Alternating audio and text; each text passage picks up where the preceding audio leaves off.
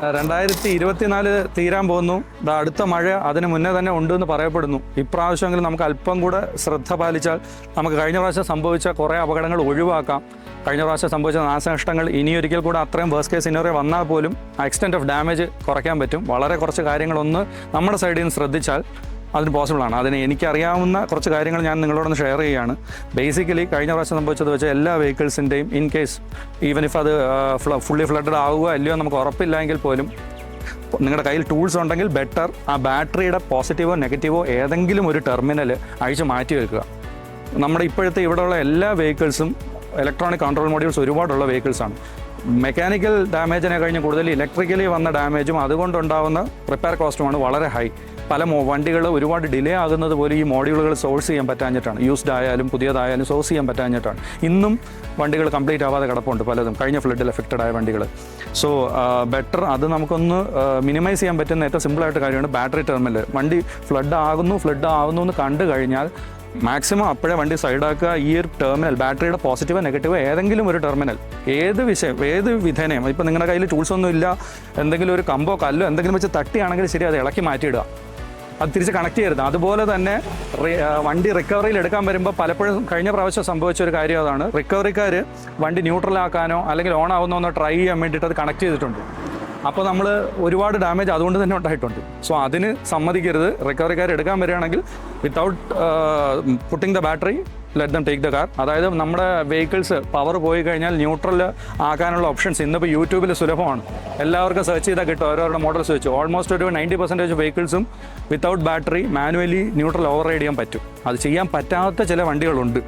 ആ വണ്ടികൾ വേറെ ഓപ്ഷൻ ഇല്ല. അതിനെ മാനുവലി ചെയ്യണമെന്നുണ്ടെങ്കിൽ നമുക്ക് പുറത്ത് നിന്ന് അത്ര സിമ്പിളായിട്ട് ചെയ്യാൻ പറ്റുന്നില്ല. വണ്ടിയുടെ അടിയിൽ കയറുകയോ അല്ലെങ്കിൽ ലോ ബിഡ് വലിച്ച് വിഞ്ച് വെച്ച് വലിച്ചഴിച്ച് തന്നെ വണ്ടി ലോഡ് ചെയ്യുകയോ വേണ്ടി വരും. ബട്ട് ആ വണ്ടികളും ഒരിക്കലും ഈ പറഞ്ഞ മാതിരി ഇതിന് നിൽക്കരുത്. എന്താ പറയുക, നമ്മൾ ബാറ്ററി കണക്ട് ചെയ്തൊന്ന് ട്രൈ ചെയ്ത് നോക്കാം. ഇഗ്നിഷൻ ഓൺ ആവോ, പവർ ഓൺ ആവോ, വിൻഡോ ഓൺ ആവോ, ഡോർ ലോക്ക് ആവോ എന്ന് ട്രൈ ചെയ്യാൻ നിൽക്കരുത്.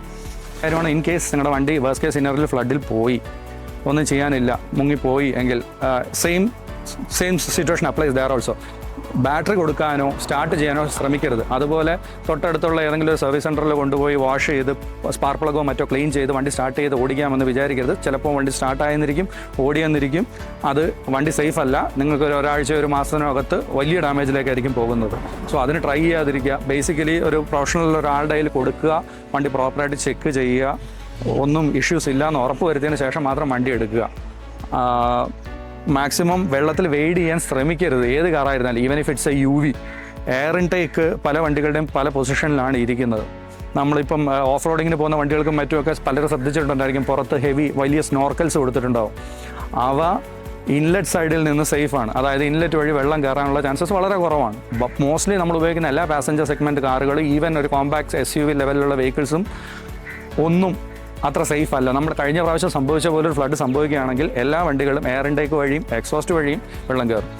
ഇൻടേക്ക് വഴി മാത്രമായിരിക്കില്ല, എക്സോസ്റ്റ് വഴിയും എഞ്ചിനിൽ വെള്ളം കയറും. അപ്പോൾ ആ ഒരു പോസിബിലിറ്റി നമ്മൾ ആരും അറിയില്ല. പലപ്പോഴും ഫ്രണ്ടിൽ നോക്കുമ്പോൾ ഒരു പക്ഷേ ഇവിടം വരെ ഇതിൻ്റെ ഒരു എയർ സ്നോർക്കൽ ഇപ്പോൾ ഈ വണ്ടികളുടെ ഇവിടെയാണ് ഇരിക്കുന്നത്. ഈ ലെവലിലെ വെള്ളം ഉള്ളൂ എന്നും പറഞ്ഞ് ഞാനിത് സ്റ്റാർട്ട് ചെയ്യാൻ ശ്രമിച്ചാൽ പലപ്പോഴും സ്റ്റാർട്ട് ചെയ്യാൻ നമ്മൾ ശ്രമിക്കുന്ന സമയത്ത് ക്രാങ്ക് ചെയ്യുമ്പോൾ ഒരു ചെറിയ സെക്ഷൻ ഉണ്ടാവും. ആ സെക്ഷനിൽ എക്സോസ്റ്റിലുള്ള വെള്ളം മാനിഫോൾഡിൽ കയറും. അത് മതി ആ എൻജിൻ സീസ് ആവാനും ഡാമേജ് ആവാനും. സോ ദയവേത് അതിന് ശ്രമിക്കരുത്. വെള്ളത്തിൽ ഫ്ലഡിൽ പോയ വണ്ടിയാണെന്നുണ്ടെങ്കിൽ ബാറ്ററി കണക്ട് ചെയ്യാതെ വർക്ക്ഷോപ്പിൽ എടുത്തുകൊണ്ട് വന്ന് പ്രോപ്പർലി ചെക്ക് ചെയ്ത് യൂസ് ചെയ്യുക. നിങ്ങൾക്ക് സേഫാണ്, വണ്ടിയുടെ ലൈഫിനും അത് തന്നെയാണ് better. So please adhere to that. And maximum എല്ലാവർക്കും അറിയാം, അലേർട്സ് നോക്കുക, കുറച്ച് ഹൈ ആയിട്ടുള്ള സ്ഥലത്ത് വണ്ടി ഇടാൻ ശ്രമിക്കുക മാക്സിമം. നിവർത്തിയില്ലാത്ത അവസ്ഥയിൽ നമുക്ക് ചെയ്യാൻ പറ്റുന്ന കാര്യം ഇതേ ഉള്ളൂ. വഴിയിൽ ഓടിക്കൊണ്ടിരിക്കുന്നതിൻ്റെ ഇടയ്ക്കാണ് ഈ പറഞ്ഞ പോലെ വെള്ളത്തിൻ്റെ ലെവൽ കൂടി നമുക്ക് ഇട്ടിട്ട് പോകേണ്ടി വന്നാൽ പോലും ബാറ്ററി നെഗറ്റീവ് അഴിച്ചിട്ടിട്ട് പോവുക. ഏറ്റവും സിമ്പിളായിട്ട് നമുക്ക് ചെയ്യാൻ പറ്റിയൊരു കാര്യമാണത്. അത് പിന്നെ വർക്ക്ഷോപ്പിലെത്തി വർക്ക് ചെയ്തതിന് ശേഷം മാത്രം കണക്ട് ചെയ്യുക.